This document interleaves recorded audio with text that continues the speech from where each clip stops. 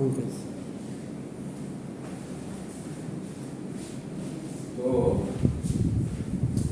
first of all, if we do have any idea, so we idea we have to transform, right? So we have to transform the idea. We this idea কিভাবে একটা research idea convert করা যায় এবং ওই conversion থেকে how we can start the research. এটাই হচ্ছে mainly one of the techniques we can use is the Delphi technique. বুঝতে পারছি? So refining research ideas এর মধ্যে one of the technique is Delphi technique. তো কি বলতেছে? It involves using a group of people who are either involved or interested in the research idea to generate and choose a more specific idea. তার মানে এটা কি করে Delphi technique mainly একটা group of people কে রাখা, ওই group of people টাকে use করা হয় সাধারণত those who are interested in that topic to idea more specific idea. So এখানে তার মানে first of all Delphi technique হচ্ছে ধরেন আপনি একটা রিসার্চ আইডিয়া আছে, সো আপনি ধরেন গ্রুপে আপনার 4 জন মেম্বার আছে। তো এই 4 জন মেম্বার মিলে আপনি কি করলেন যে প্রত্যেকটা মেম্বারকে আপনি যে আপনার এইটা আছে যে আইডিয়ার ব্যাপারে আপনি first of all K brief করবেন, যে টপিকটার ব্যাপারে সম্বন্ধে ব্রিফ করতে হবে, তারা কি ব্যাপারটা ইন্টারেস্টেড কিনা, দে whether do they have the knowledge or not, সেই ব্যাপারটাতে তাদের সে জ্ঞান আছে কিনা, ব্যাকগ্রাউন্ড থাকা লাগবে। এখন আপনি যদি মানে একজন বিজনেস স্টুডেন্টকে ডক্টরি মানে মেডিকেল সায়েন্সের কথা বলেন তাহলে মেডিকেল সায়েন্সের সে তো বুঝবে না, তাই না? আবার যে মেডিকেল সায়েন্সের স্টুডেন্টকে যদি আপনি ইঞ্জিনিয়ারিং এর কথা বলেন সেটা তো সে বুঝবে না। তো যার যে ফিল্ড আছে সেই ফিল্ডে ওদের ইন্টারেস্টেড অন নট। তো ফার্স্ট যে পয়েন্টটা হচ্ছে brief the members of the group about the research idea. তো রিসার্চ আইডিয়ার ব্যাপারে তাদেরকে ব্রিফ করতে হবে অ্যাকচুয়ালি তারা কি এই সেক্টরটাতে ইন্টারেস্টেড কিনা। At the end of the briefing, to encourage group members to seek clarification and more information as appropriate. তার মানে আপনি যাদেরকে চুজ করছেন অলরেডি আপনার ফিল্ডে থেকে তো চুজ করবেন।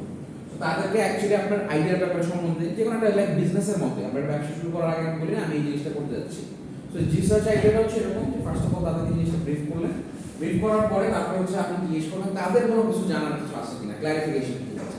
আপনি যে জিনিসটা নিয়ে কাজ করতে চান সেটা তাদের সাথে ডিসকাস করলেন, ডিসকাস করার পরে শেয়ার করলেন, শেয়ার করার পরে তাদের কাছ থেকে তাদের মতামত চাবেন যে আপনি সব কিছু বুঝছেন বা আপনার কোনো এখানে কোয়েরিজ আছে বা আপনার কোনো সাজেশনস আছে বা অ্যাডভাইস আছে যেটা আমরা করতে পারি।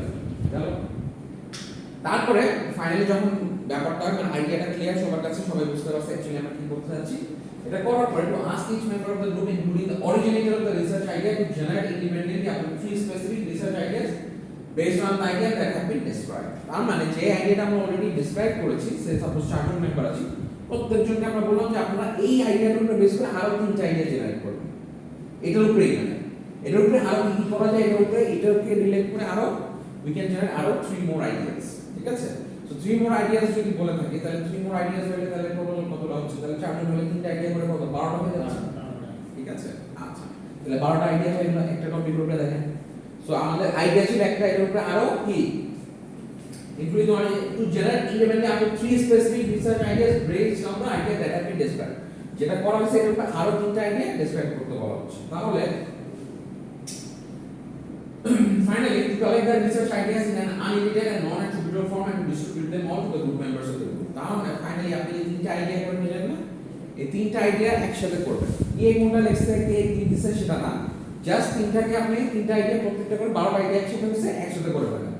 ও এটা দিছে এটা দিছে এরকম কিছু না, যে নন মানে কিন্তু বলছে যে non attributable form and distribute them on to the, কে কোনটা দিছে সেটা আমার দেখার দরকার নাই, দিয়ে দিলাম। কারণ আমরা 4 জন আছেন, 4 জন উনি 3টা উনি 3টা উনি 3টা এবং 3টা দেওয়ার পর আপনারা আমাকে আইডিয়া দিলেন, আর দেওয়ার পর আমি একটা পেজের মধ্যে সবগুলো একত্রিত করে ফেললাম। তাহলে তো আপনি বুঝতেছেন না যে কে কোন আইডিয়া দিচ্ছে, তাই না?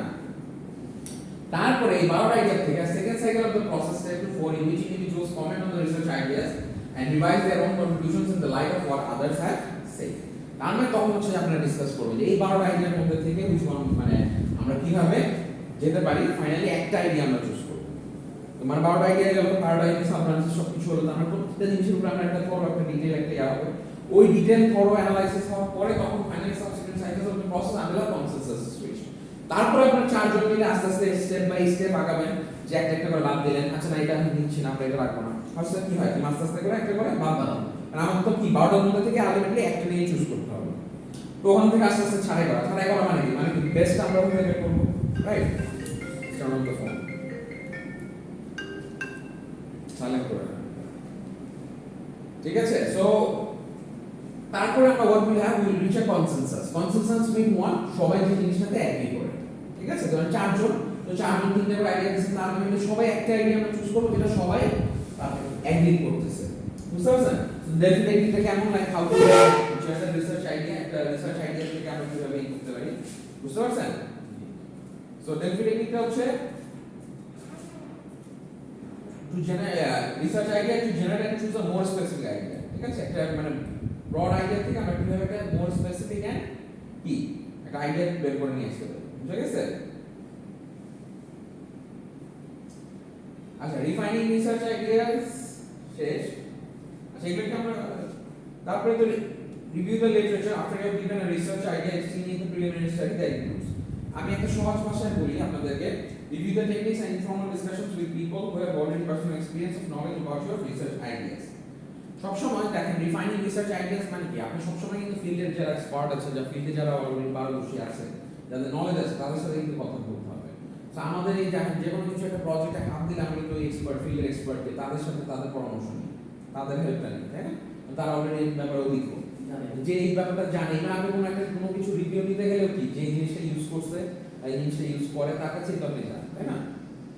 সো তখন কিন্তু ইটস লাইক মানে it's a part of the process. তো সেটাই, তাহলে এখানে যেটা বলতেছে যে ইন্টিগ্রেটিং আইডিয়া মানে আপনার রিফাইনিং রিসার্চ আইডিয়াস। সো প্রত্যেকটা আইডিয়া কিন্তু আলটিমেটলি আমরা কিন্তু কি আমরা লিটারেচার রিভিউ বলেছিলাম, লিটারেচার রিভিউ থেকে আমরা আস্তে আস্তে কি যে ভাস্ট অ্যামাউন্ট অফ তথ্য আছে ওগুলা থেকে আস্তে আস্তে আমরা ছোট করে ফিল্টার আউট করে করে আমরা স্পেসিফিক পয়েন্টটাতে আসি। ওই যে আইডিয়াটা নিয়ে কাজ করি, কাজ করার পরে ওই আইডিয়া নিয়ে আমরা আরো ডিসকাস করলাম রিসার্চার অন্য যারা এক্সপার্ট আছে তাদের সাথে, যারা অভিজ্ঞ লোক আছে তাদের সাথে করার পরে হচ্ছে integration of ideas. Integration of ideas কি বলছে দেখেন, the integration of ideas from this technique is essential if your research is to have a clear direction and not contain a mismatch between objectives and your final research report. Your refining ideas will complete when you are able to say, I'd like to do some research on, and you can bridge the gap to start a serious research. জিনিসটাকে সমন্বয় করা, integrate মানে কি সমন্বয় করা, coordination করা, যৌথভাবে integrate করা, একত্রিত করা, বুঝতে পারছেন? তো এই ইন্টিগ্রেশনটা ইম্পর্টেন্ট, তাই না? কারণ আপনি যেটা বলতেছেন আপনি কি অ্যাকচুয়ালি সেই কাজটা করতেছেন কিনা, তাই না? যেখানে বলছে content, so it is has to have a clear direction and not contain a mismatch between objectives and your final research report. তার মানে একটা ক্লিয়ার অবজেক্টিভ থাকে, ক্লিয়ার ডিরেকশন থাকতে হবে and contain and not contain a mismatch between objectives and your final research report. মানে আপনি যে জিনিসটা দিবেন বা যেটা ইয়ে করবেন সেটার সাথে যাতে মিসম্যাচ না হয় সেই জিনিসটা আমাদেরকে খেয়াল রাখতে হবে, বুঝতে পারছি? তারপরে বলতেছে your refining ideas will complete when you are able to say, আপনি যখন রিফাইনিং আইডিয়াস কখনই কমপ্লিট হবে যখন আপনি বলতে পারবেন actually I want to do research on this, কোনো কনফিউশন নাই, বুঝতে পারছেন? And you can bridge the gap to start a serious problem. আমি অলওয়েজ বলছি যে রিসার্চ ইজ অল অ্যাবাউট কি to solve a problem, to solve a issue, তাই না? Or what is not known, এটা আমরা জিনিসটা জানি না, একটা ব্রিজিং করা, গ্যাপটা যেটা আছে যে জিনিসটা মার্কেট নাই সেটাকে একটা গ্যাপ মানে গ্যাপটাকে ফুলফিল করাটা হচ্ছে রিসার্চের কাজ। তো এই জিনিসটা আমি করতে হবে। The refining topics given by an employing organization, এগুলো আমরা পড়েছিলাম, and you need to achieve a balance, মানে আপনার ইন্টারেস্টের সাথে অন্য যেটা আছে সেটাকে একটা ই করতে হবে। এবার দেখেন turning research ideas into research projects, একটা রিসার্চ আইডিয়াকে কিভাবে একটা রিসার্চ প্রজেক্টে নিয়ে আসা যায়, ঠিক আছে? One of the key criteria of your research success will be whether you have a set of clear conclusions drawn from the data you have collected. তাহলে একটা কি ক্রাইটেরিয়া আপনার রিসার্চ সাকসেসের জন্য কি হবে যে you have a set of clear conclusions drawn from the data you have collected। তার মানে আপনি যে ডেটাটা কালেকশন করবেন তার মানে রিসার্চ কোশ্চেন যেটা হবে, আপনি যে ডেটা মানে রিসার্চ, আপনি তো সাধারণত রিসার্চ করবেন, রিসার্চ কিসের উপর করবেন, আপনার ডেটা লাগবে, আগে জানতে হবে কি করব, করার পরে ওটার সাথে ওটার রিলেটেড কি ডাটা আছে মানুষের কাছ থেকে তথ্য নিতে হবে, তথ্য নেওয়ার পরে আপনি জিনিসটা সার্ভে করবেন, কোশ্চেন ইন্টারভিউ, তাই না? বিভিন্ন ভাবে জানবেন। তো জানার সাথে সাথে তারপরে আপনার এই তথ্যটা কিন্তু রিসার্চ সাকসেসের সাথে যাতে আপনি কাকে চুজ করতেছেন, কিভাবে চুজ করতেছেন এক্স্যাক্টলি না। এখন আপনি চাচ্ছেন যে একটা কনজিউমার বিহেভিয়ার দেখতে চাচ্ছেন, হ্যাঁ, কনজিউমার বিহেভিয়ার। তো কনজিউমার বিহেভিয়ার দেখার জন্য আপনি দেখবেন যে মানুষের মানে সে সাপোজ হোম অ্যাপ্লায়েন্সের জন্য, হ্যাঁ, let's say for smart TV, মানুষ স্মার্ট টিভিটা কতটা প্রেফার করে এটা জানার জন্য আপনি যদি বাইকারদের কাছে জানতে হবে, যারা বাইক চালায় তাদের কাছে আপনি কি জানবেন যারা বাইক চালায়, এটা তো হইল না। তাহলে যে জিনিসটা আমার অ্যাকচুয়ালি যার প্রেফারেন্স সেটা আগে বুঝতে হবে যে কারা অ্যাকচুয়ালি স্মার্ট টিভি মানে টিভি প্রেফারেন্স ইউজার। এখন আবার অনেকে এমন জেনারেশন আছে যে আপনি দেখেন না, অনেক বাসায়, আমার বাসায় নাই, আমি টিভি দেখি না, কারণ আমার এখন দেখা যায় সব ওই ল্যাপটপে মোবাইলে, তাই আমার আসলে ওভাবে টিভি আমার দেখা হয় না, আমি ইউজও করি না। কারণ আমার কাছে যদি আপনি স্মার্ট টিভির ব্যাপারে জানতে চান তো হবে না, তাই না? যারা স্মার্ট টিভিতে বেশি আমি করি না এটা, that's up to the extent to which you can do that will be determined largely by the clarity with which you have posed your initial research questions. The research questions very important, কারণ আপনি কিন্তু একটা question করতে হবে, আপনার questions এর উপরে base করে আপনার অবজেক্টিভস, তাই না? একটা রিসার্চ কোয়েশ্চেন করতে হবে যে আমি এই জিনিসটা জানতে চাই, whether this happens or not. How consumers, I want to analyze the consumer preference regarding the smart TV, smart televisions. So এটার জন্য কি কি কনজিউমার প্রেফারেন্স কি আছে সেটার জন্য কোশ্চেন, ওই কোশ্চেনস এর একটা অবজেক্টিভস থাকবে। Defining research question is not a straightforward matter. It is important that the question is sufficiently involved to generate sort of project that is consistent with the standards expected of you. আমার একটা question আপনার মন চাইলে আপনাকে করে দিলেন সেটা না, you have to study মানে whatever has been done, এমন কোন কোন জিনিসটা করা হয় নাই ওইটা বেস করে কিন্তু আপনাকে কোশ্চেনটা সেট করতে হবে। আপনি যে কোশ্চেনটা করবেন সেটা আপনি কিসের উপরে বেস করে করবেন, ওটা করতে হবে যে কি কি জিনিসগুলো হয় না, যেটা আপনার সাথে ডিরেক্টলি রিলেটেড টু ইওর কি প্রজেক্ট, যে জিনিসটা আপনি অ্যাকচুয়ালি করতে যাচ্ছেন। আপনি একটা এমন কিছু বের করলেন যে তথ্যটা এখনো মার্কেটে নাই বা এটা কোনো একাডেমিক্সে নাই, সেই জিনিসটা আপনি বের করবেন, তো আপনার কোশ্চেনটা ওইটার সাথে রিলেটেড হতে হবে। আর আপনি যদি যেটা অলরেডি হয়ে গেছে ওই কোশ্চেন করে দিলে লাভ নেই, ওই কোশ্চেনের আবার প্রত্যেকটা কোশ্চেনের একটা অবজেক্টিভস থাকবে, ঠিক আছে? It is perhaps more likely that you will fall into the trap of asking research questions that are too difficult. The pitfall that you must avoid at all costs is asking research questions that might not generate new insights. তার মানে কি অনেক সময় আমরা দেখা যায় এমন কোশ্চেনও কঠিন করা যাবে না যেটা নাকি উত্তরই নাই, মানে বুঝছেন ব্যাপারটা? মানে ইউ হ্যাভ টু ব্যালেন্স, মানে জিনিসটা এমন হবে না যেটা অলরেডি উই নো, এমন কোশ্চেনও করা যাবে না যেটা অলরেডি সবাই জানে, যেটা দরকার নাই, আবার এমন কোশ্চেন না যেটার উত্তরই নাই, মাঝামাঝি ইন দ্য মিডল, ঠিক আছে? সো আবার এবং এটা সবচেয়ে বেশি ইনশিওর করতে হবে যেটা ইট মাস্ট কি জেনারেট সাম নিউ ইনসাইটস, নতুন কিছু নিয়ে আসতে হবে, যেই প্রশ্নের উত্তরটা পেলে আমরা নতুন কোনো তথ্য পাবো, right? If we get the answer of that question, we will get some new insights. বুঝতে পারছি?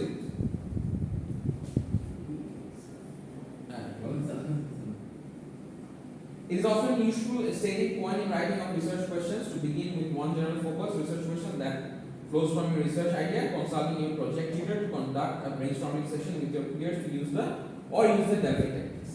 Research question এর ক্ষেত্রে যেটা বলতেছে স্টার্টিং ফ্রম দ্য জেনারেল হয়েছে যে আপনার একটা ন্যারো ফোকাস থাকা, মানে আপনি যখন ব্রড ফোকাসে থাকবেন তখন কিন্তু অনেকগুলো কোশ্চেন এর সাথে আরো রিলেটেড হয়ে যাবে, সো আপনাকে সবসময় ন্যারো ফোকাসে থাকতে হবে। খুব বেশি যদি আপনি মানে ওয়ান জেনারেল ফোকাস থেকে না করে যদি মানে একটা সাইডে থাকা ভালো, একটা পয়েন্ট নিয়ে, মানে আপনার একটা question should focus on one general topic, বুঝতে পারছেন? সবগুলো যদি একটা কোশ্চেনের মধ্যে এনে ফেলতে চান তাহলে জিনিসটা অনেক ব্রড হয়ে যাবে, তখন you not be able to get any answers, বুঝতে পারছেন? So one general focus research question that flows from your research idea, consulting your project tutor, এইটা ঠিক আছে কিনা বা whether it's মানে fruitful or useful কিনা, তখন আপনি মানে consult with your project tutors, ঠিক আছে? And you can also conduct a brainstorming session with your peers or use the Delphi technique. তার মানে কি আপনি একটা brainstorming sessionও করতে পারেন যারা আপনাদের peers আছে তাদের সাথে আমরা একটা করলাম, or use the Delphi technique. Delphi technique is also kind of a key brainstorming session. So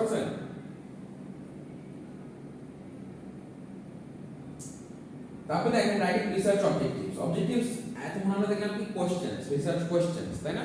এখন কথা হচ্ছে research objectives are more generally acceptable to the research community as evidence of the researcher's clear sense of purpose and direction. তার মানে কি objectives গুলো হচ্ছে অবজেক্টিভটা কি একটা লক্ষ্য উদ্দেশ্য, তাই না? অবজেক্টিভ কি সেটা, তো উদ্দেশ্যটা কখন হবে research community as evidence of the researcher's clear sense of purpose and direction, মানে আমার পারপাসটা কি এবং ডাইরেকশনটা কি, আমি কি করতে চাই এবং কোন দিকে যেতে চাই, that is what is my objective, তাই না? সেটা যখন যত বেশি ক্লিয়ারলি ডিফাইন করবে বা ওটা একটা ক্লিয়ার সেন্স মেক করবে তখনই that will relate to my কি research objectives will be more clear, led to greater specificity than research or investigate questions. তার মানে এই যে লেট টু গ্রেটার স্পেসিফিসিটি মানে আরো জিনিসটাকে আরো পুঙ্খানুপুঙ্খানুভাবে আরো ইন ডেপথ, যেটাকে বলে ইন ডেপথ অ্যানালাইসিস করার জন্য স্পেসিফিক টু দি পয়েন্ট, ওখানে যখন আরো ওই গ্রেটার স্পেসিফিক নিয়ে করবে অর ইনভেস্টিগেট কোয়েশ্চেনস, বুঝতে পারছেন?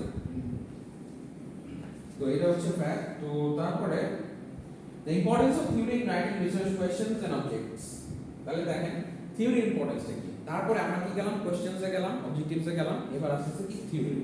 একটা থিওরি লাগে, আপনার যে কোশ্চেনটা করবেন আপনার যে অবজেক্টিভস থাকবে সেটা একটা রিলেট করতে হবে অলরেডি একটা এস্টাবলিশড থিওরির সাথে, what has already been established, ওই থিওরিটার সাথে রিলেট করে you have to do the work based on that theory. বুঝতে পারছেন? এখানে বলতেছে the importance of theory in writing research questions and objects.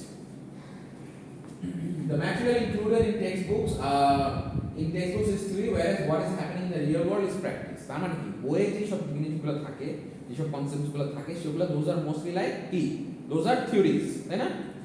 বইয়ে যে কনসেপ্টসগুলো থাকে আর আমরা রিয়েল লাইফে যেটা প্র্যাকটিস করি সেটা হচ্ছে কি আমাদের কি প্র্যাকটিস, রিয়েল লাইফে যেটা হয়, তাই না? It is a short step from the wide research question to the testing of an existing theory in a new situation or the development of your own theory.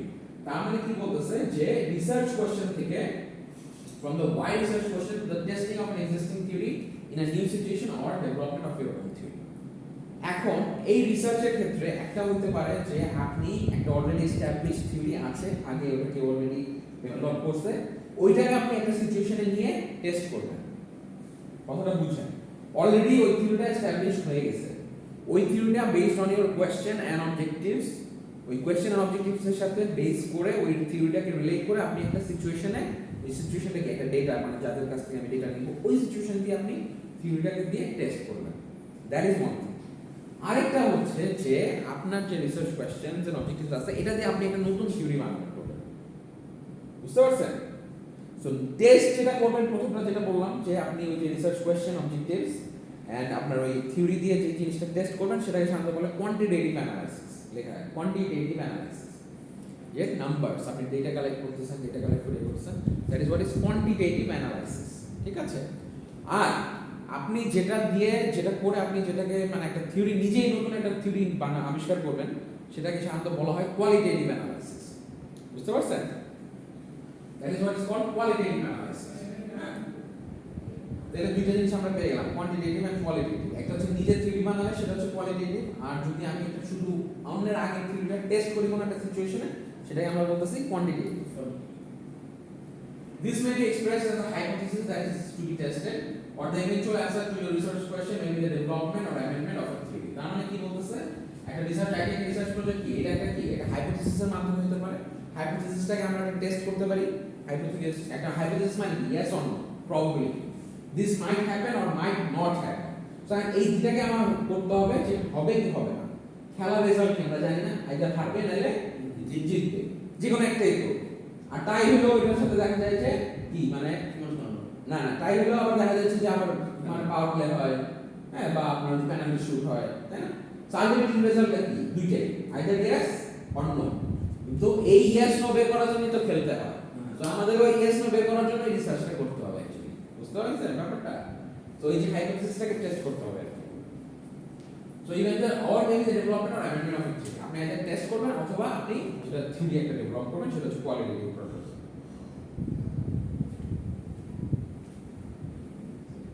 Writing a research proposal is a crucial part of the research process. Research process is a crucial part হচ্ছে কোনটা?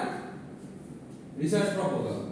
তারপরে দেখেন যে research প্রপোজালটা meaning কি? Research proposal বলতে আপনি যে জিনিসটা নিয়ে রিসার্চ করতে চান সেটাকে একটা প্রপোজাল দেন না, প্রপোজাল নাম্বার বিএল প্রপোজাল দেন। বিএল প্রপোজাল দিলে কি একটা বায়োডাটা তৈরি করেন, তাই না? ছেলে কি করে, বাপ মা কি করে, কি দেন না? সব তো মানে মামারা কি, মামার ফ্যামিলি, দাদা বাড়ির ফ্যামিলি ব্যাকগ্রাউন্ড কি, নানা বাড়ির ফ্যামিলি ব্যাকগ্রাউন্ড কি, মামারা কি করে, চাচারা কি করে, সব মিলে তো একটা বায়োডাটা বানান, তাই না? ছেলে কি করছে, অভিজ্ঞতা কি, হ্যান ত্যান দিয়ে ছবি টবি দিয়ে সে বানান। তো রিসার্চ প্রপোজালটা এরকম, ঠিক আছে? তো ওইটা দিয়ে কি বোঝা যায় যে আপনি যখন বিয়ের জন্য বায়োডাটা দেন ওটা দিয়ে বোঝা যায় কি ফ্যামিলি এরকম, ছেলে এরকম। তো এর সাথে যদি আমি আমার মেয়ে বিয়ে দিই তাহলে ছেলেটার সাথে হ্যাপি হবে কিনা বা ফ্যামিলিতে গেলে আমার মেয়েটা সুখে থাকবে কিনা এটা বোঝা যায়। কিন্তু তখন তো এটা একটা অনুমান করা যায়, কিন্তু অ্যাকচুয়ালি বোঝা যাবে কখন, যখন আপনি গিয়ে থাকবেন ওই মেয়েটা যখন শ্বশুর বাড়িতে গিয়ে থাকে তখন অ্যাকচুয়ালি আসল জিনিসটা বোঝা যায়, পরিবেশটাকে। এক্স্যাক্টলি। কিন্তু ওই পরিবেশটা তো বোঝানোর জন্য আর তো মেয়ে তো বিয়ের আগে যেতে ওই ফ্যামিলিতে গিয়ে থাকতে পারবে না। এখন ওই পরিবেশটা বোঝানোর জন্য তো আপনার ই করতে হবে, তাই না? থাকাই লাগবে, ঠিক কি না? তো থাকতে হলে তখন কি করতে হচ্ছে, মানে থাকা তো যাবে না, তখন আপনার বায়োডাটা দিয়ে বুঝে যেতে। তাই না? ওইটা হচ্ছে এরকম, কারণ আপনি ফার্স্টেই তো আর রিসার্চ করে ফেলতে পারবেন না। তা আপনার আগে কি করতে হবে, একটা প্রপোজাল দিতে হবে, কেমনে করবেন, কিভাবে করবেন, কোন ডেটা নেবেন, কাকে নেবেন, কি টেকনিক ইউজ করবেন, বুঝতে পারছেন ব্যাপারটা? এই সব কিছু কিন্তু আপনার পুঙ্খানুপুঙ্খানুভাবে অ্যানালাইসিস করতে হবে। অ্যানালাইসিস করার পরে তখন হচ্ছে কি আপনার মানে করলেন, then you will have saved yourself a great deal of time. If your proposal has not convinced your audience that the research you have proposed is achievable, then you will have saved yourself a great deal of time and frustration. এখন আপনি যে প্রপোজালটা দিবেন, প্রপোজালটা দেখার পরে যারা নাকি এক্সপার্টরা আছে, অভিজ্ঞ যারা আছে, তারা দেখবে যে এটাকে আসলে ফিজিবল কিনা, এই আইডিয়ার উপরে বা এই টপিকের উপরে কি আসলে রিসার্চ করা পসিবল কিনা। যদি তারা অ্যাপ্রুভাল দেয় তাহলে আপনি শুরু করবেন, আর যদি অ্যাপ্রুভাল না দেয় তাহলে শেষ। তাহলে কি হলো, আপনার টাইম মানি আর সব কিছু সেভ হয়ে গেল না। কারণ একটা স্বাভাবিক, আপনি যদি একটা জিনিস শুরু করে দেন, শুরু করে দেওয়ার পরে আপনি যে সময় দিবেন তারপরে তাই লাভ করছিল, কোনো লাভ হলো না, এটা কি করবেন না। এই জন্য আগে আপনাকে কোনটা, যেটা রিসার্চ প্রপোজালটা দিয়ে আগে দেখতে হবে যে আমি একটা প্রপোজাল তৈরি করবো, প্রপোজালটা দেখে আমরা একটা ধারণা পাবো যে হ্যাঁ এই রিসার্চটা করা যাবে কি করা যাবে। Just like your biodata, biodata দেখে একটা ধারণা পাওয়া যায় যে ছেলে কেমন, ছেলে ফ্যামিলি কেমন, চোদ্দ গোষ্ঠী কেমন, এটা যে আমার এখানে গেলে মেটার দিয়ে ভালো থাকবে কিনা। সো এরকম এই জিনিসটা এরকম যে রিসার্চ প্রপোজালটা আমি করতেছি, আমি প্রপোজালটা যখন সাবমিট করবো এটা দেখে তারা দেখবে, মানে এখানে আমার ডিটেইলস দিতে হবে, আমি কিভাবে কাদেরকে নিয়ে কাজ করব, কি আইডিয়া নিয়ে কাজ করব, আমার রিসার্চ কোশ্চেন কি, রিসার্চ অবজেক্টিভস কি, আমার থিওরিটিক্যাল ফ্রেমওয়ার্ক, থিওরি কোন থিওরিটা নিয়ে কাজ করব, সব আমার লিটারেচার রিভিউ করতে হবে। তো একটা রিসার্চ প্রপোজাল করে রেডি করাটা কিন্তু একটা টাইম মানে লেন্থি ব্যাপার, বুঝতে পারছেন?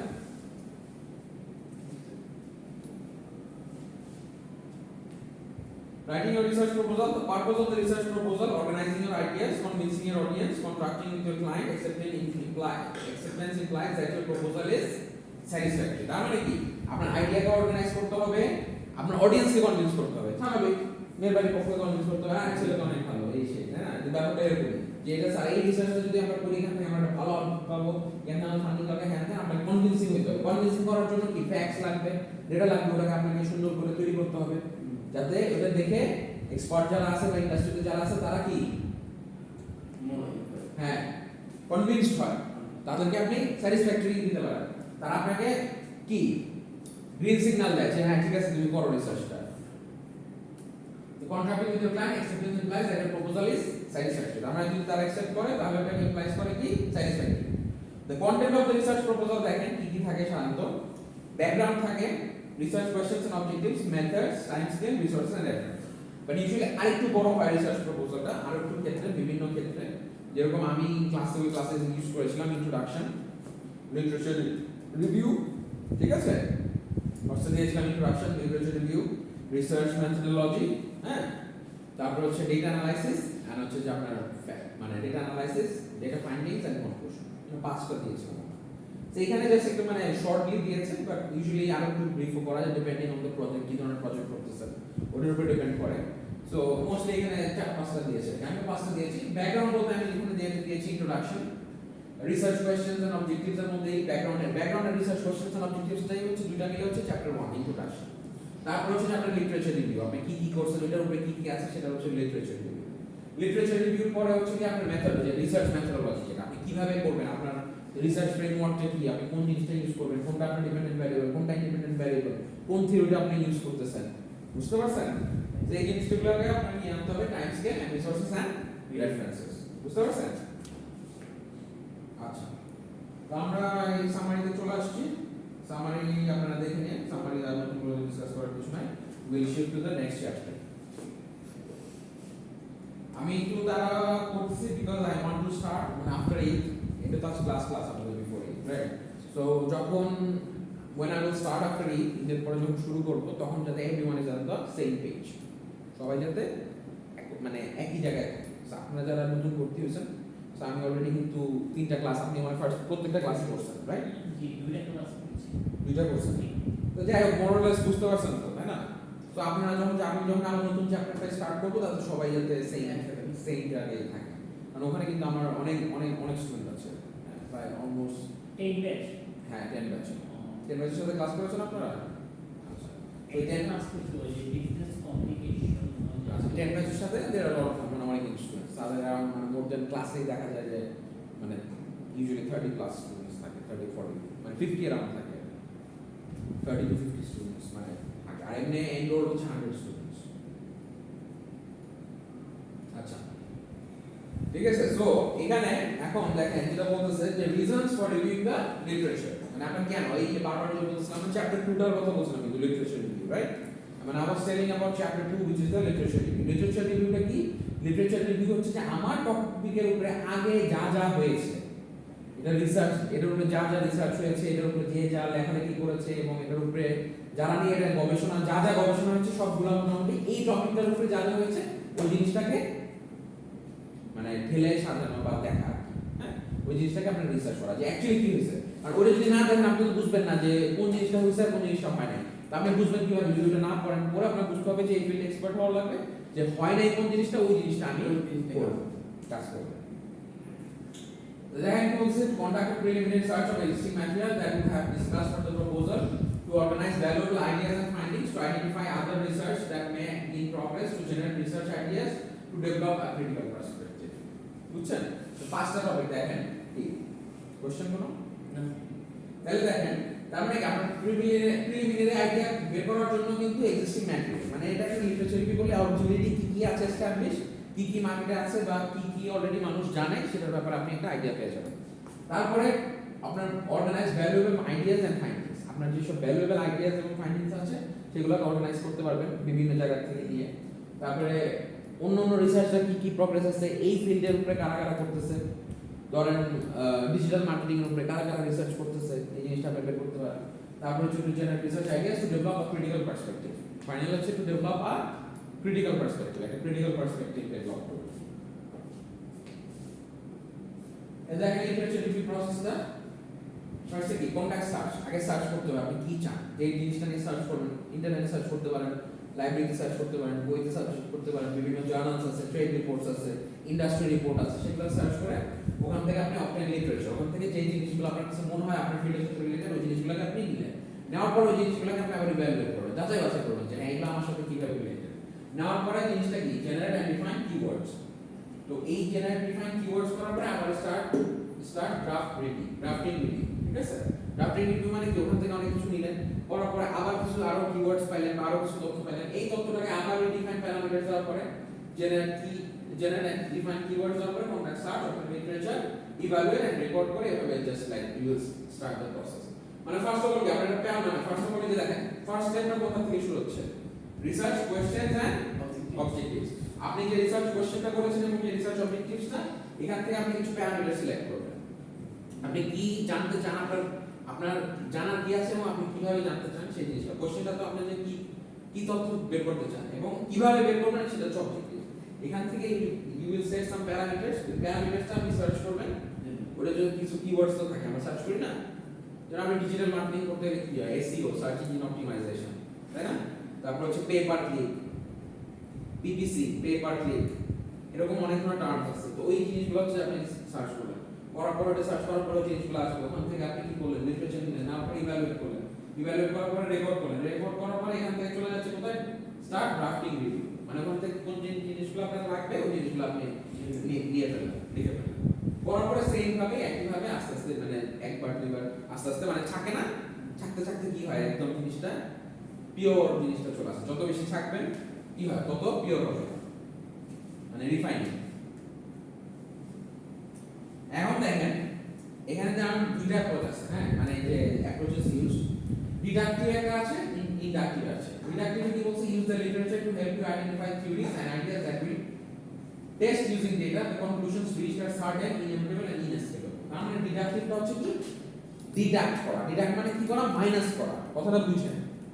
ডিডাক্ট করা মানে কি মাইনাস করা, মানে একটা জিনিস বড় জিনিস থেকে মাইনাস করতে করতে করতে আপনি ছোট একটা জায়গায় আসেন, ঠিক আছে। আর ইনডাক্টিভ কি একটা ছোট জায়গা থেকে আস্তে আস্তে আস্তে আস্তে আপনি ইনডাক্ট মানে ইনক্লুড করা, ইনক্লুড। আর ডিডাক্ট মানে মাইনাস করা।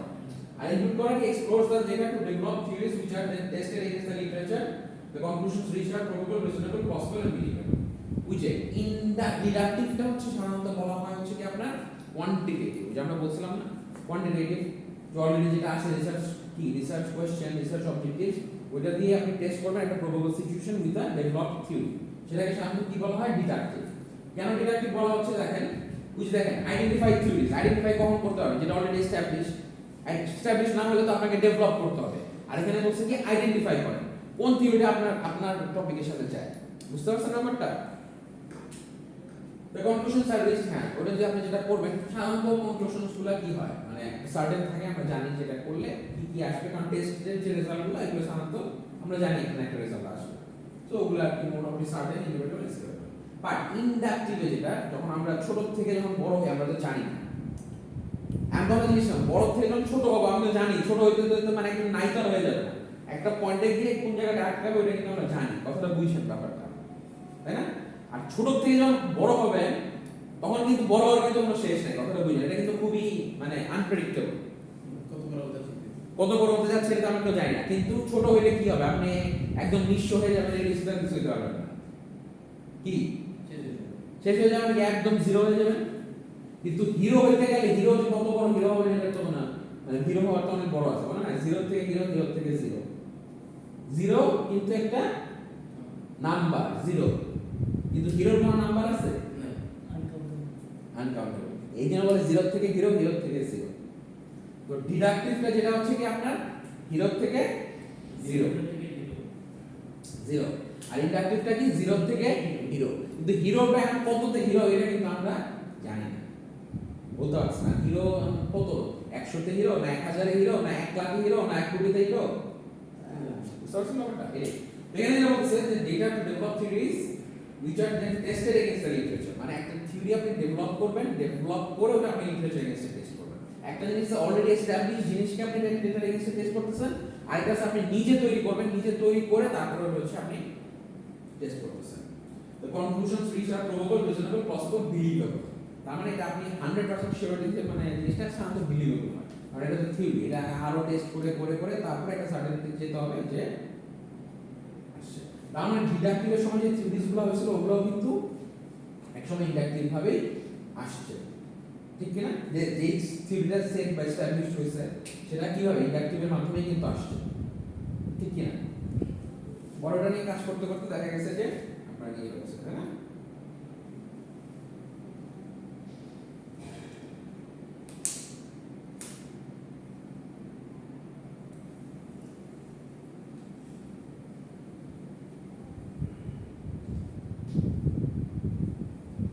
আচ্ছা সেটা বুঝলাম রাইট এই যে দেখেন ডিডাকটিভ একটা এক্সাম্পল ইউজ করি অল মেন আর মর্টাল এটা কি একটা জেনারেল স্টেটমেন্ট বড় না অনেক কথাটা অল মেন মানে সারা বিশ্বে যত পুরুষ আছে কি ওয়াইড অনেক Socrates general and more specific to one man ঠিক আছে Socrates is a man therefore Socrates is mortal মানে পুরুষ মানেই মরণশীল কথাটা বুঝুন অল মেন আর মর্টাল মানে সব পুরুষই কি মরণশীল এটা অনেক বড় কথা আর এটা যে ধর্মের হোক যে ইয়ার হোক যে এখানে হোক যেখানে হোক সব পুরুষই মরণশীল এখন বলছে সক্রেটিস একজন পুরুষ তাহলে কি সক্রেটিস মরণশীল জিনিসটাকে ছোট করে নিয়ে আসলাম না সবার কথা বলছিলাম সব পুরুষ মরণশীল ওখান থেকে বললাম সক্রেটিস একজন পুরুষ তার মানে সক্রেটিস মরণশীল এটা কি হলো ডিডাকটিভ বড় থেকে কেটে কেটে ছোট করলাম ডিডাক্ট মাইনাস করা inductive this ice is cold মানে কি একটা স্পেসিফিক কথা ছোট কথা কিন্তু আমি ধরে দেখতেছি এখানে একটা বক্স অফ আইস রাখা আছে ধরেন এই বোতলটাই আইসের বোতল আমি এটা ধরে বললাম যে এই day is ice is cold ঠিক আছে এটা কি একটা স্পেসিফিক কথা স্পেসিফিক আমি এটা ধরে বললাম এই জিনিসটা বরফ এটা কোল্ড তার মানে কি based on direct observation all এই অবজারভেশনের উপরে আমি বোর্ডে দেখে বলতেছি তার মানে এই বোতলের যদি ঠান্ডা হয় আইসটা যদি ঠান্ডা হয় তাহলে সবগুলো আইসই ঠান্ডা হবে বুঝতে পারছেন তার মানে ছোট থেকে জিনিসটা ব্রড হলো না মানে একটা বোতল দিয়ে আমি বলতেছি যে এই বোতলের বরফটা যদি ঠান্ডা হয়ে থাকে তার মানে যত বরফ আছে সব বরফই ঠান্ডা বুঝছেন যে জিনিসটা ছোটটার থেকে আমি ইনক্লুড করলাম না ইনক্লুশন হলো না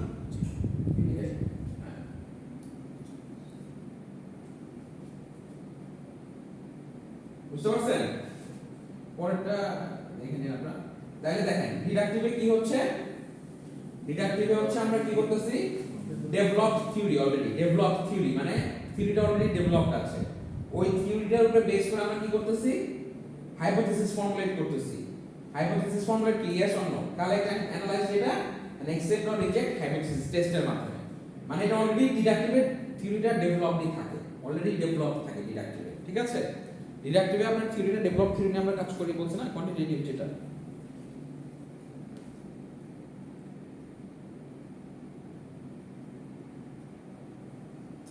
তাহলে ডিডাকটিভ হচ্ছে ডেভেলপ থিওরিটা নেই ডেভেলপ থিওরিটা নিয়ে ওটার সাথে ওটার উপরে ডিপেন্ড করে আমরা হাইপোথিসিস ফর্মুলেট করি ফর্মুলেট করার পরে we collect analyze data and accept or reject hypothesis ঠিক আছে আর এই ডকুমেন্ট কি হয় দেখেন এখান থেকে কিন্তু এই দেখেন জিনিসটা কি বড় থেকে আস্তে আস্তে নামছে না নিচের দিকে নামছে দেখেন এখানে রিয়াটা দেখেন ডিডাক্টিভে কি হচ্ছে বড় ছিল বড় থেকে আস্তে আস্তে কিন্তু নিচে নামছে ছোট হয়েছে আর এখানে কি হচ্ছে দেখেন এই যে একটা অবজারভেশন ছোট থেকে আস্তে আস্তে বড় হচ্ছে আপনি একটা অবজারভেশন করলেন অবজারভেশন থেকে প্যাটার্ন করলেন প্যাটার্ন করার পর টেন্টেটিভ হাইপোথিসিস করার পর আপনি ফাইনালি কি করলেন একটা থিওরি ডেভেলপ করলেন বুঝতে পারছেন তো ফাইনালি আপনি কি দেখেন এই ছোট থেকে কিন্তু আস্তে আস্তে বড় হচ্ছে সো এই ছোট থেকে বড় হওয়ার মধ্যে কিন্তু আপনি একটা কি করলেন একটা থিওরি ডেভেলপ করে ফেললেন সো দ্যাট ইজ কোয়ালিটেটিভ বুঝলেন ছোট থেকে বড় জিরো থেকে হিরো বুঝছেন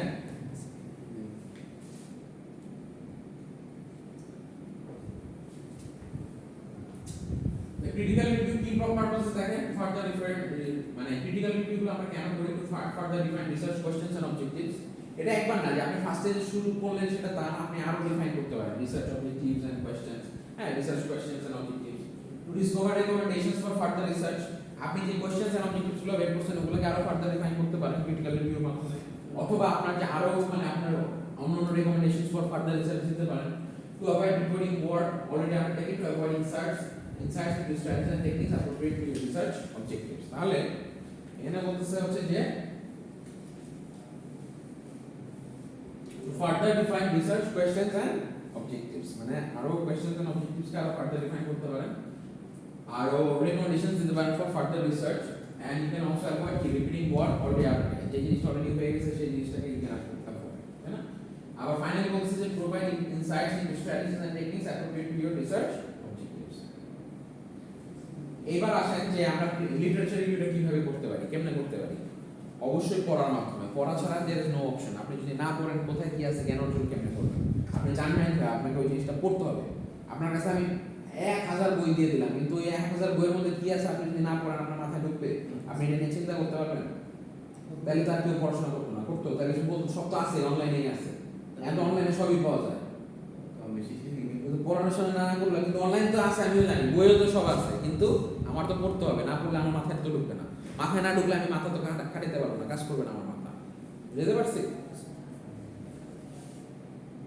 তার মানে previewing analysing summarising and comparing and contrasting তার মানে এগুলো হচ্ছে একটা জিনিসটাকে প্রিভিউ করা বুঝা প্রিভিউ করা জিনিসটাকে একদম প্রিভিউ করা দেখা অ্যানালাইজ করা এটাকে মানে একটা জিনিসকে এক্সপ্লেইন করা জিনিসটাকে সামারাইজ করা মানে ওভারঅল জিনিসটা বড় একটা জিনিসকে আপনি মানে সংক্ষেপে মানে সামারিকে কি বলবো আমরা সারাংশ করা ঠিক আছে কম্পেয়ার এন্ড কন্ট্রাস্ট করা এগুলো হচ্ছে যে ইফেক্টিভ ওয়েজ অফ কি রিডিং আপনি যে এই ধরনের স্কিলস গুলো আপনার যদি থাকে সেক্ষেত্রে আপনি ভালো একটা কি রিডার গুড রিডার বলে না যারা ভালো পড়ে যারা দেখবেন ভালো স্টুডেন্ট বা অনেক জ্ঞান রাখে তারা কিন্তু প্রচুর পড়ে বই পড়ে ঠিক আছে যারা অনেক জানে জ্ঞানী তারা কিন্তু দেখবেন বই পড়া হয় বুক ওয়ার্মস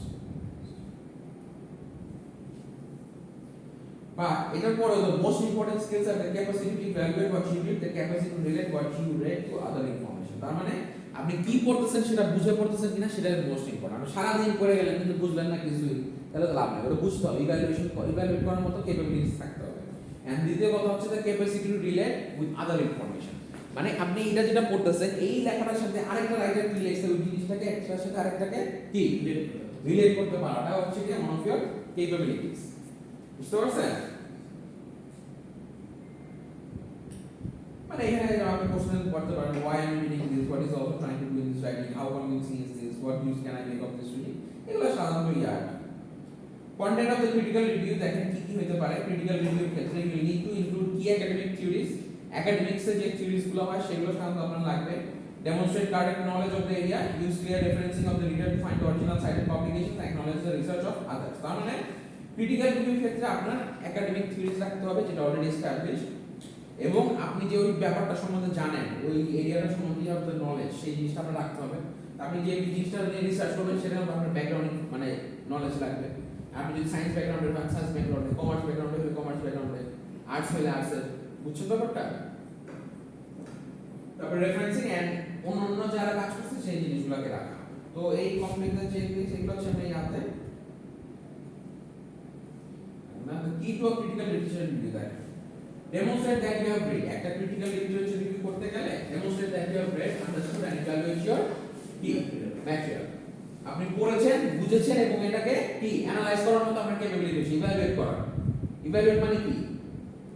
এই এইগুলো তো স্যার বুদ্ধি কিন্তু মনে হচ্ছে মানে আপনার যথার্থভাবে নিয়ে হ্যাঁ, এই যে এটাকে মানে ই করা আর কি, মানে কি বলে? প্রয়োগ করা না। প্রয়োগ না প্রয়োগ না। Evaluate is evaluation. বাংলার এক্সাক্ট ওয়ার্ডটা জানতে চাচ্ছি।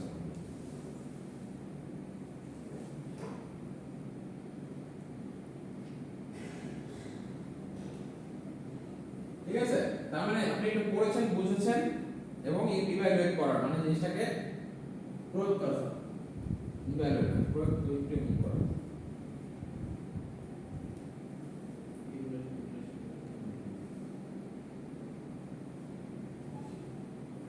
অ্যাসেস মানে এটাকে যাচাই বাছাই করা, ইভালুয়েট মানে ই করা, বুঝতে পারছেন? এটা হচ্ছে আন্ডারস্ট্যান্ড, হচ্ছে বোঝা, ইভালুয়েট মানে যাচাই বাছাই করা। Like the different ideas to form a cohesive and coherent argument. Cohesive মানে একত্রিত, coherent মানে যেটা ইয়াতে। তার মানে আপনি এটা পড়ার পরে বিভিন্ন আইডিয়া আসবে, বিভিন্ন জনের বিভিন্ন জিনিস পড়বেন, এটাকে পড়ার পরে একই পাতায় আনা মানে একই মাথার মধ্যে cohesive and coherent মানে coherent argument আনা। এইটা বিভিন্ন জন 10 জন 10টা কথা বলছে, 10 জনের 10টা অপিনিয়ন নিয়ে আপনারা কিন্তু ডিসিশন নিতে হবে একটা। এই 10 জনের 10 কথাকে আপনি একত্রিত করাটা তো একটা পারদর্শিতা, তাই না? একটা স্কিল সেট, ঠিক কি না? 10 জনের 10 কথা বলছে, বাট 10 জনের 10টাই তো আপনি নেবেন না। হ্যাঁ, সেটাই। আর কেউ বলবে ভালো, কেউ বলবে খারাপ, কেউ বলবে এটা, কিন্তু আপনার সেই বুদ্ধিটা থাকতে হবে, ইভালুয়েট করার মতো ক্যাপাবিলিটি থাকতে হবে যে আমি এটা করব। বুঝতে পারছেন? Make clear connections to your research objectives and the subsequent empirical method. মানে আপনার যে রিসার্চ অবজেক্টিভ আছে সেটার সাথে কানেক্ট করতে পারতেছেন কিনা, আপনি যেটা আপনার যে উদ্দেশ্য সেই উদ্দেশ্যের সাথে আপনার কানেক্ট করতে হবে। অন্যান্যরা যারা বলছে ওই জিনিসটা পড়ে, অন্যান্য কোন সাথে পড়ে আপনার উদ্দেশ্যের সাথে যে জিনিসটা কানেক্ট হয় সেটাকে আপনি নেবেন, তাই না? তারপর ক্যাটাগরিজ অফ লিটারেচার সোর্সেস দেখেন, প্রাইমারি, সেকেন্ডারি, টারশিয়ারি, তিন ধরনের আছে। তো এই দেখেন প্রাইমারি সোর্সেস গুলো দেখেন, সাধারণত প্রাইমারি সোর্সেস গুলো হচ্ছে যে ডিটেইল মানে ডিটেইলে থাকে, মানে প্রাইমারি যে সোর্সেস গুলো সেটা সাধারণত ডিটেইলে পাওয়া যায়, ঠিক আছে? সেকেন্ডারি গুলো একটু ডিটেইল কম থাকে, থার্ড গুলো দেখা যায় যে ডিটেইল আরো কম থাকে। আর সময় সবচেয়ে প্রাইমারি পাবলিশ করতে বেশি সময় লাগে, যেরকম reports, thesis, emails, conference proceedings, এগুলো হচ্ছে সাধারণত হচ্ছে আপনার প্রাইমারি, যেগুলো রেডিলি অ্যাভেলেবল, সবসময় পাওয়া যায়। আর যেগুলো সেকেন্ডারি কি জার্নালস, বুকস, নিউজ পেপারস আর সাম গভর্নমেন্ট পাবলিশ, এগুলো কিন্তু পাবলিশ করতে সময় লাগে। আর ফাইনালি যে এক্সট্রা এটা সেটাতে যে ইন্ডেক্সেস, অ্যাবস্ট্রাক্টস, ক্যাটালগস, এনসাইক্লোপিডিয়াস, এগুলো একত্রিত করে সব এগুলো কিন্তু আরো বেশি সময় লাগে, বুঝতে পারছেন? এনসাইক্লোপিডিয়া কি মানে সব যত আছে ওই ডিটেইলের উপরে পুরো একটা ডিকশনারি, একটা ডিকশনারি বের করতে গেলে সব যাচাই বাছাই করে তারপরে একটা জিনিস ইয়ে করতে হবে। এখন তো আমরা একটা ডিকশনারি ইউজ করি না, গুগল ডিকশনারি জিনিসটা এখন উঠে গেছে, আগে কিন্তু অনেক ডিকশনারি পড়তো, তাই না? ডিকশনারি একটা বই ছিল, হ্যাঁ কিন্তু ওটা বই ছিল ডিকশনারি বা একটা ছোট পকেট ডিকশনারি একটা রাখতো। পকেট ছিল ডিকশনারি। এখন কেউ ডিকশনারি রাখি আমরা কেন ভাই? বিকজ আমরা সফট দিলে এটা দিলে তো মিনিং দিলে জিনিসটা চলে আসে, বুঝতে পারছেন? এই যে গুগল যে এটা রেজিস্টার করছে তো অনেক সময় লাগছে, একদিনে তো মানে, তাই না? ডিকশনারি বানাইতে একদিন হবে, কিন্তু আপনি একটা জার্নাল বা বই তো সহজে লিখতে পারবেন, একটা টপিক হবে, বই হচ্ছে একটা গল্পের বই লিখবেন, তো ডিকশনারি তো সব দিন। তো এই জিনিসগুলো পাবলিশ করতে অনেক টাইম লাগে, এগুলো পাবলিশ করতে টাইম কম লাগে, ঠিক আছে? কিন্তু এগুলাতে ডিটেইল বেশি, ডিকশনারি কিন্তু আবার ডিটেইল কম, এগুলাতে যেরকম ডিটেইলস বেশি, এটা আবার ডিটেইলস, এদিকে যত যাবে তত ডিটেইলস। সো তিন ধরনের কি কি? Primary, secondary and tertiary. The literature search, key parameters of your search, keywords and search terms to be used, databases and search engines to be used, criteria for selection of relevant and useful studies, and discuss this with your tutor if possible. তার মানে কি আপনি যে জিনিসটাকে search করবেন সেটার আগে parameters আপনাকে বের করতে হবে, কোন কোন জিনিসটা, কিওয়ার্ডস গুলো, যে আমরা কি সার্চ করার আগে কিওয়ার্ডস বের করে নিই না? মানে আমরা যদি একটা হোটেল বুকিং করতে যাই, নাম লিখি কি হোটেল বুকিং, তাই না? ওই জিনিসটা তাহলে ওর সাথে রিলেটেড ওই কিওয়ার্ড গুলো আপনাকে বের করতে হবে। হ্যাঁ, মানে আপনি একটা দিতে হলে তো গুগল তো দিলে আপনার মনে যেটা আসছে না একটা ওয়ার্ড দিতে হবে, ওটা দিয়ে আপনি গুগল সার্চ করবেন, ওই কিওয়ার্ডস গুলো লাগবে। তারপর সার্চ টার্মস কোন ডাটাবেস ইউজ করবেন, যেরকম গুগল স্কলারের সাইটেশন আছে, বিভিন্ন অনলাইন জার্নালস আছে, অনলাইন লাইব্রেরিজ আছে, ওখানে যেতে পারেন সেগুলো। আর ক্রাইটেরিয়া কি? For selection of relevant and useful studies, আপনার যে selection of relevant and useful আইডিয়াসের ক্রাইটেরিয়া গুলো কি সেটাও কিন্তু আপনার বের করতে হবে, বুঝতে পারছেন? আচ্ছা, ওই যে ডিফাইন দ্য সার্চ প্যারামিটার, যেরকম ল্যাঙ্গুয়েজ ইংলিশ হবে, কি হবে, পাবলিকেশন পিরিয়ড কতদিন হবে, জেনারেট কিওয়ার্ডস সেটা, discuss your research, brainstorm ideas and construct relevance trees, use computer software. তার মানে দেখেন লিটারেচার সার্চ স্ট্র্যাটেজিটা কি? আগে প্যারামিটার ডিফাইন করবেন যে ইংলিশ ল্যাঙ্গুয়েজ কোনটা, কোন এরিয়া, সাবজেক্ট এরিয়া, যেমন অ্যাকাউন্টেন্সি বলছেন, বিজনেস সেক্টর কোনটা, ম্যানুফ্যাকচারিং, মানে প্রত্যেকটা জিনিসকে আপনাকে ভাঙতে হবে, দেখছেন? ইংলিশ ল্যাঙ্গুয়েজ, সাবজেক্ট এরিয়া কি অ্যাকাউন্টেন্সি, তারপর কি বিজনেস সেক্টর কি ম্যানুফ্যাকচারিং, তার মানে কি অ্যাকাউন্টেন্সি ম্যানুফ্যাকচারিং সেক্টর এর কি, ওটা ইংলিশে লিখতে হবে, এভাবে কিন্তু আমরা লিখি, তাই না? জিনিসগুলোকে এভাবে ভাঙতে হবে কতদিনের জন্য। তারপর কিওয়ার্ডটা কি থাকবে, ডিসকাস ইউর রিসার্চ, ব্রেনস্টর্মিং আপনাকে মানে তিন চারজন মিলে একত্রিত বা নিজে করতে হবে, আবার কনস্ট্রাক্ট রিলেভেন্স ট্রিজও করা যায় ইউজিং সফটওয়্যারস। আচ্ছা, approaches can include searching tertiary literature sources, obtaining relevant information, scanning and browsing secondary literature, searching using the internet. And আপনি অনেকভাবে করতে পারেন, tertiary করতে পারবেন আপনার যেটা সুবিধা, আপনার জন্য যেটা সুবিধা হয়, আপনি যেটাতে মনে করেন যে তথ্য পাওয়াটা সহজ হবে বা তথ্যটা রেডিলি অ্যাভেলেবল, সেই জিনিসগুলো করবেন। টার্সিয়ারি লিটারেচার আপনি মনে করেন ডিকশনারি থেকে যদি হয়, বিজনেস ডিকশনারি আছে অনেক সময় শুধু বিজনেসের জন্য, আলাদা বিজনেস ডিকশনারি, তো ওরকম হতে পারে। বা আপনার ধরেন একটা গার্মেন্ট সেক্টর নিয়ে কাজ করতেছেন, গার্মেন্ট সেক্টরের উপরে একটা ইন্ডাস্ট্রি রিপোর্ট থাকতে পারে। অনেক সময় আমাদের বাংলাদেশের গার্মেন্টস ইন্ডাস্ট্রির উপরে শুধু গার্মেন্টস ইন্ডাস্ট্রির উপরে একটা ইন্ডাস্ট্রি রিপোর্ট হয়, গার্মেন্টস সেক্টর নিয়ে কাজ করতেছেন, ওই রিপোর্টটা নিয়ে কাজ করবেন, কথা। তো এগুলো এক জায়গা থেকে বিভিন্ন জায়গা থেকে আপনি তথ্য নিতে পারেন, নেটের থেকে নিতে পারেন, ইন্ডাস্ট্রি থেকে নিতে পারেন, এক্সপার্টসের কাছ থেকে নিতে পারেন, হ্যাঁ এই ধরনের। কারণ এটা তো লিটারেচার রিভিউ যেটা অলরেডি পড়া হয়ে গিয়েছে, না পাবলিশ। তো এগুলো মোটামুটি লাইক কিওয়ার্ডস, ম্যাচ ওয়ার্ডস, ইন্ডেক্স, ল্যাঙ্গুয়েজ, এগুলো আপনারা পাবেন, প্রিন্টেড সোর্সেস, ডেটাবেস, ঠিক আছে। ফাইনালি দেখেন সার্চিং দা ইন্টারনেট, ইন্টারনেটে কি দেন কিভাবে সার্চ করবেন। তো ইন্টারনেট সার্চ করার কি আছে, মানে আপনার কাছে যদি স্পেসিফিক অ্যাড্রেস থাকে সেক্ষেত্রে স্পেসিফিক অ্যাড্রেসে যাবেন, ইউআরএল এ যাবেন। আর যদি স্পেসিফিক অ্যাড্রেস না থাকে তাহলে হয়তো ওই ওয়ার্ডটা টাইপ করবেন, ওই ওয়ার্ডটা টাইপ করলে ওটা রিলেটেড অনেক কিছু আসবে, তখন ওখান থেকে আবার বাছবেন যে কোন জিনিসটা আমার সাথে রিলেটেড। তারপর যদি না হয় জেনারেল সাবজেক্ট বা এরিয়া একটা টপিক খুঁজবেন, এরকম করে আস্তে আস্তে আমরা খুঁজতে থাকি, তাই না? আমরা যখন নেটে সার্চ করি একটা টপিক কি নাম দিয়ে সার্চ করতে থাকি, করার পর ওটা শুধু আমার সাথে রিলেটেড যেগুলো আমরা খুঁজতে থাকি, দেখতে থাকি, আস্তে আস্তে রিফাইন করি। এভাবে একটু স্টেপস টেকে নেক্সট ভিডিও সেটা আপনারা একটু দেখে নিন, যেহেতু আমাদের কম আমাদের কি আছে শেষ। আচ্ছা, আমাদের তো এটা একটু শেষ করতে হবে, তাহলে এটা আপনারা বাসায় দেখে নিন, ঠিক আছে? চারটা evaluating the literature, যে যাচাই বাছাই করে করবেন। define the scope of your review, assess relevance and value, access sufficiency। তার মানে কি, আপনার স্কোপ, আপনি যে রিভিউটা করতেছেন সেটার স্কোপটা কি সেটা বুঝতে হবে, তাই না? সেটা আমাকে কতটুকু সাহায্য করবে বা কতটুকু অ্যাপ্লিকেবল ফর মি, সেই জিনিসটা I have to understand, right? তারপরে বলতেছে assess relevance and কি ভ্যালু, আপনার যে রিলেভেন্সটা আছে ওই ভ্যালুটা আছে সেটা আমাদেরকে বুঝতে হবে, ওই জিনিসটা we have to understand, right? তারপরে assess কি sufficiency, তাই না? আপনারা you have to understand the কি sufficiency-টা বুঝতে হবে, যে আপনার sufficiency-টা কি আছে, এই জিনিসটা কি sufficient or not। তারপর রেকর্ডিং দ্য লিটারেচার, যেগুলো যেগুলো পড়বেন এগুলো একটা নোট করতে হবে, like biographic details, brief summary of content and supplementary information. যেগুলো যেগুলো পড়লেন ওগুলো হয়তো আপনি টেক্সটাইল শিটে রাখতে পারেন, কোন কোন রাইট এই রাইটিং লেখছে ওখানে লেখছে, ওটা করে আপনি পয়েন্ট ওয়াইজ লিখে রাখবেন, বা আপনার মতো নিজস্ব ভাবে আপনি নোট করে রাখলেন ব্রিফ সামারি ওয়াইজ, বুঝতে পারছেন? তো এগুলো 4 কমন ফর্মস। এর last slide for today, plagiarism, copy paste করা যাবে না, আরেকজনেরটা নিজের বলে চালাই দেওয়া যাবে না, আরেকজনের লেখছে ওটা নিজে নিয়ে আপনি বললেন স্যার এটা আমি লিখছি, এটা করা যাবে না, ওটা করলে প্ল্যাজিয়ারিজম চেকার আছে, ঠিক আছে? আপনি একটা রিপোর্ট দিলেন, রিপোর্ট দেওয়ার পর দেখা যায় আমাদের যেটা হয় এই প্র্যাকটিসটা ওয়েব ব্যবহার, যেটাকে বলে প্ল্যাজিয়ারিজম, which is a crime, ঠিক আছে? এটা একটা অন্যায়, এটা আরেকজনের জিনিস আপনি নিজে নিয়ে আপনার করবেন, এটা তো আরেকজন কষ্ট করে এটা লিখছে, সেটা তার ক্রেডিট, হ্যাঁ আপনি নিতে পারেন তাকে নিয়ে, কিন্তু তাকে অল্প কিছু না, তাকে ক্রেডিট দিতে হবে, যে অমুকের কাছ থেকে আমি এই আইডিয়াটা নিয়েছি আর নিজের মতো করে আমি এটা করছি, সেই ক্রেডিটটা দিতে হবে, রেফারেন্সিং করতে হবে যে কার কাছ থেকে অ্যাকচুয়ালি নিয়েছি। আপনি না ইউজ করেন, but you have to mention যে আমি কার কাছ থেকে নিয়েছি, বুঝতে পারছেন? Stealing material from another source, আরেকজনের কাছ থেকে নেওয়া চুরি করা যাবে না। Submitting material written by another, আরেকজনের জিনিস আপনি যে করে বাস রিপোর্ট দিয়ে দিলেন স্যার আমি নিজে করছি, হ্যাঁ। তারপর copying material without quotation marks, একদম ডিরেক্ট কপি করা যাবে না, নিজের মতো করে লিখতে হবে, নিজের আইডিয়া আসছে। তারপর প্যারাফ্রেজিং ম্যাটেরিয়াল উইদাউট কি ডকুমেন্টেশন, মানে প্যারাফ্রেজ করতেছেন বাট কোনো ডকুমেন্টেশন নাই, ডকুমেন্টেশন থাকা লাগবে যে আপনি কোথা থেকে নিয়েছেন, কেন নিয়েছেন।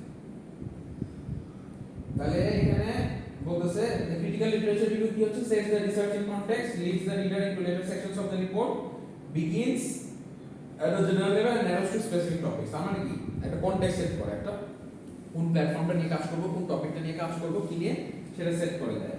তারপর রিডারটা যেটা আছে ক্রিটিক্যাল লিটারেচার, তাকে বলে যে অ্যাকচুয়ালি মানে অ্যাকচুয়ালি কি কি আছে লেটার সেকশন অফ দ্য রিপোর্টে সেটাও বলে।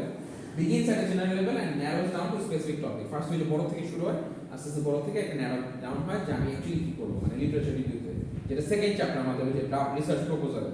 এই লিটারেচার রিভিউটা হচ্ছে কিসের? রিসার্চ প্রপোজালের সেকেন্ড চ্যাপ্টার। ফার্স্ট হলো ইন্ট্রোডাকশন, তারপর হচ্ছে লিটারেচার রিভিউ। এটাই বলতেছে যে লিটারেচার রিভিউ কি কি থাকে আর কিভাবে করা হয়। এটা তোমার থার্ড চ্যাপ্টারে না? হ্যাঁ, থার্ড চ্যাপ্টার, মানে কোর্সের থার্ড চ্যাপ্টার। আমি তো বলতেছি আপনার রিসার্চ প্রপোজালের কথা। রিসার্চ প্রপোজালের আবার আলাদা চ্যাপ্টারস থাকে, বুঝছেন? ওটার সাথে আবার এটা কনফিউজ করে ফেলা। এটা তো আমাদের পরীক্ষা, মানে আমাদের কোর্সের চ্যাপ্টার। আর ওটা হচ্ছে আপনি যে কোনো একটা রিসার্চ প্রপোজাল জমা দেবেন, প্রপোজালের একটা আলাদা করে চ্যাপ্টার থাকে, টপিক চ্যাপ্টার 1, চ্যাপ্টার 2 এভাবে। Three main categories of sources: clearly defined research questions and objectives, defined parameters, use of techniques, brainstorming, and relevance studies. এগুলো তো দেখছেন। So that's it. So we are done for today. Our class started, right?